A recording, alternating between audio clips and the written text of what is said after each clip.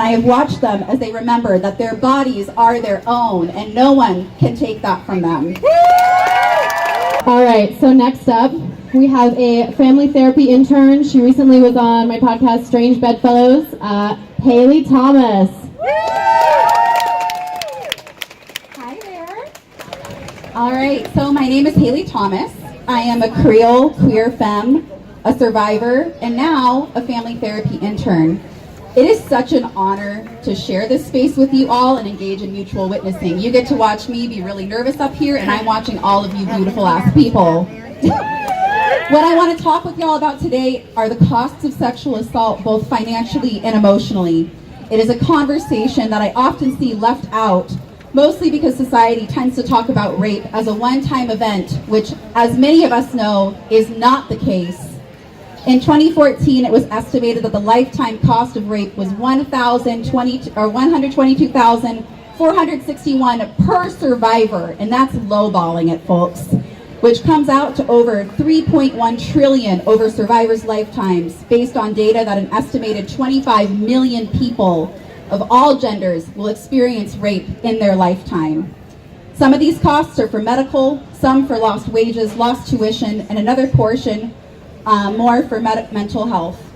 That amount is likely to be higher now, as even in 2016, some individuals' costs were over $245,000 within the span of a year, and that's for people who had the resources. Tell me right now, who do you think doesn't have the resources? Who is marginalized enough in this society to not have the money to cover that?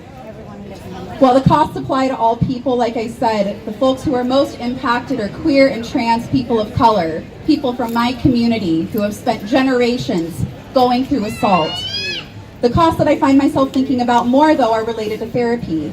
While some people enter therapy immediately post-trauma, others do not enter counseling for years.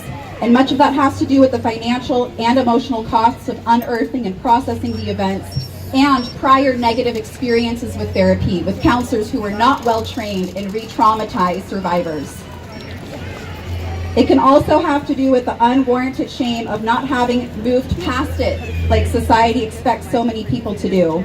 We do not often talk about the addictions, the post-traumatic stress that goes unacknowledged, the personality changes that can take place post-assault. I personally talk about these as normal ways of adapting to very abnormal circumstances.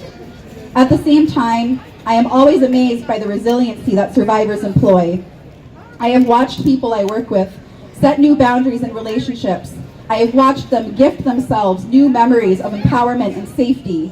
And I have watched them as they remember that their bodies are their own and no one can take that from them.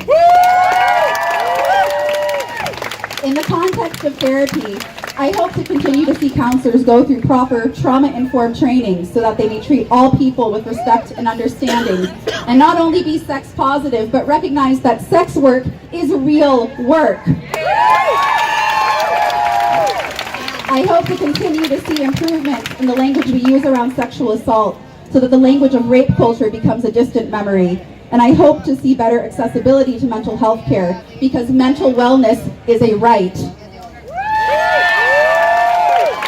For my fellow survivors, I may never know all of your names, but know that I see you. I was 11 years old the first time someone tried to rape me, and the last rape occurred 4 years ago. And in between that was a hell of a lot of pain. And here I am now, ready to see you, ready to bear witness, and ready to be here for you and hold space. I applaud the ways that you advocate for yourselves, for getting out of bed on the days that are hard, for getting your kids ready for school, for exploring new relationships, and for being here today. Know that there are counselors out there like me who want to be there for you, to witness you, to hold space for you. You are beyond valid, no matter how you choose to heal. Thank you.